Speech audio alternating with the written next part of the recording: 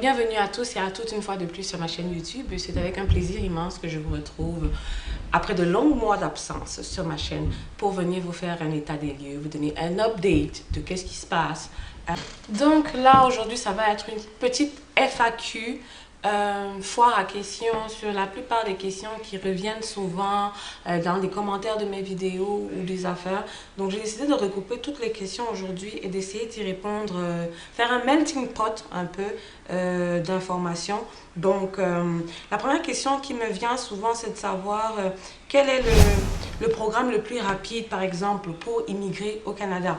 Alors, de ma petite expérience, de ce que j'ai pu partager ici sur la chaîne depuis que j'ai commencé à parler d'immigration au Canada, le programme Entrée Express reste le principal moyen qui permet aux travailleurs qualifiés, pour ceux qui viennent pour travailler, aux travailleurs qualifiés d'immigrer au Canada.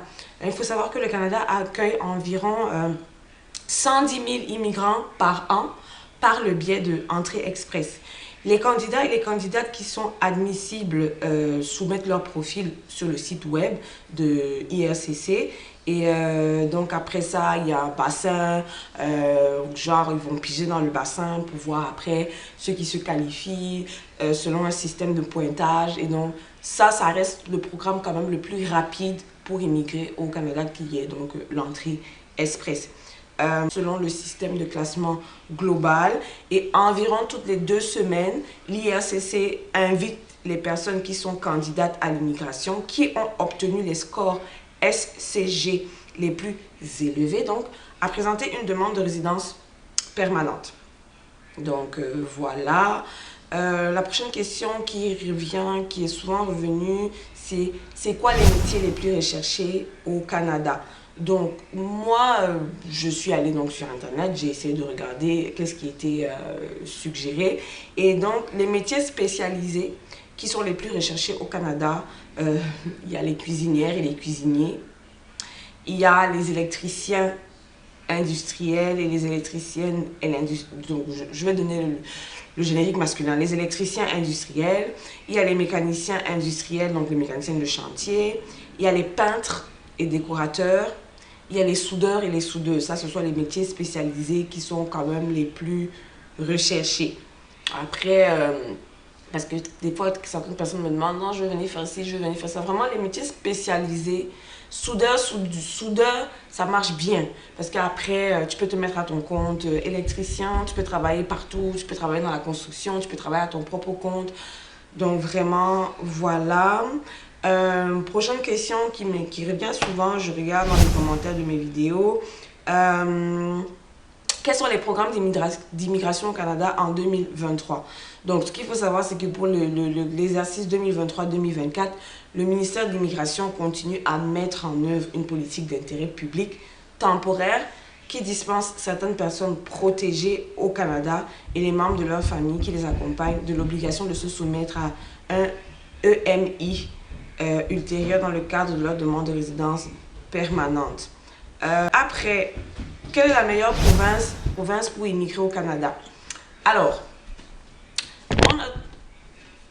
Canada, Vancouver, ça se trouve en Colombie-Britannique. Donc la Colombie-Britannique, Vancouver a été classée comme la meilleure ville pour les jeunes travailleurs au Canada en 2021. Donc la ville de Vancouver, dans la province de la Colombie-Britannique. Le revenu moyen là-bas et le style de vie dans la région sont élevés. Mais le coût de la vie aussi et les prix du logement par rapport à d'autres endroits sont également élevés. Donc, ce qu'il faut savoir, c'est que le Québec, c'est la province la plus pauvre. C'est la province la plus pauvre au Canada. Donc, franchement, en termes de coût de vie, machin, et du coup, quand l'inflation arrive ici, on a l'impression que on est pris au trip. Donc, c'est ça. Donc, je vais revenir sur le top 5 des villes où il fait bon vivre ici.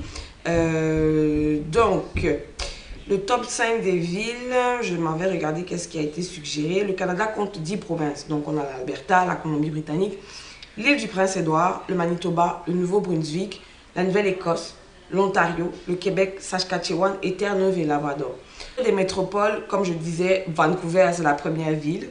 Elle arrive en tête. Donc vraiment, je vous invite à aller regarder sur internet pour faire vos recherches, pour savoir Vancouver, ça va vous donner les détails. Après Vancouver, on a Toronto comme deuxième ville. C'est la capitale financière du Canada, un peu comme... Enfin, je ne vais pas rentrer parce qu'il n'y a pas que les Camerounais qui me suivent. Donc, c'est la capitale financière du Canada. Toronto, c'est aussi la plus grande ville du Canada. Elle offre l'excellence en matière de santé, de sécurité et d'innovation. Et comme Vancouver, le coût de la vie là-bas reste élevé par rapport à d'autres régions. Mais la ville bénéficie aussi d'un vaste réseau de transports en commun et d'un taux de chômage parmi les plus faibles. Donc, après cette ville, après dans Vancouver, après Toronto, on tombe dans Montréal, qui est la deuxième plus grande économie du Canada. Et Montréal s'affiche comme l'un des meilleurs endroits au Canada pour élever les enfants. Quand même, ça je suis d'accord. La ville, c'est une véritable symbiose dans la culture canadienne et la culture française. Donc, à Montréal, on parle les deux langues, un peu comme ici aussi, mais ici, c'est beaucoup plus francophone. Elle attire de nombreux expatriés et elle est souvent considérée comme une capitale culturelle du Canada. C'est le premier moment où il y a vraiment un mélange de plusieurs cultures à Montréal. Mais par rapport à Vancouver et Toronto, Montréal offre des propriétés abordables, à la fois pour l'achat et la location. Donc, les prix de la vie est beaucoup moins élevé que les deux premières villes. Donc, voilà. Après, prochaine question qu'on m'a posée une fois, c'était quel est le score minimum pour Arima? Pour tous ceux qui passent par le bassin Arima, il faut avoir obtenu un score d'au moins 630 points dans la banque de déclaration d'intérêt d'Arima. Avoir une offre d'emploi validée à l'extérieur du territoire de la région métropolitaine de Montréal. Donc là, c'est une des conditions. Et à quand le prochain tirage Arima? Là, ce que je sais, c'est que le tirage pour Québec Arima a eu lieu le 16 février 2023 pour inviter 1011 individus internationaux pour la sélection permanente. Le Québec a récemment procédé à son deuxième tirage Arima pour 2023. Et s'il y en a parmi vous qui sont dans ce tirage, à juste attendre. Voilà. Et je vais terminer par deux dernières questions. Comment immigrer au Québec en 2023 et quelle est la différence entre le programme Arima et l'entrée express? Je vais commencer donc par la différence entre le programme Arima et l'entrée express. La principale différence entre Arima et entrée express, c'est que Arima ne peut être utilisé que pour l'immigration au Québec. Arima, c'est vraiment pour l'immigration au Québec, alors que l'entrée express, tu peux entrer partout dans le Canada. Et le délai de réponse aux demandes est plus long dans le système Arima. Les exigences en termes de fonds, le budget nécessaires pour immigrer au Canada sont moins élevées avec Arima par contre. Donc voilà à peu près la différence. Et je termine donc par comment immigrer au Québec en 2023. Si tu es prêt à immigrer au Québec, il faut que tu postules via le système développé pour les immigrants afin d'obtenir un permis de travail du Québec en 2023.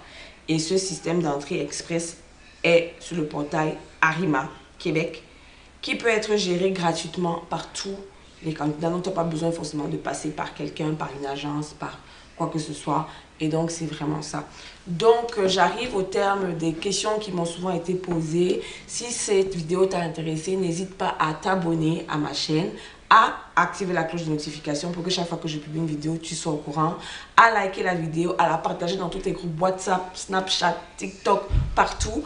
Comme ça, je suis référencée de plus en plus à d'autres personnes qui pourraient avoir besoin de cette information sur YouTube. Et on se retrouve très prochainement pour une prochaine vidéo. Bisous.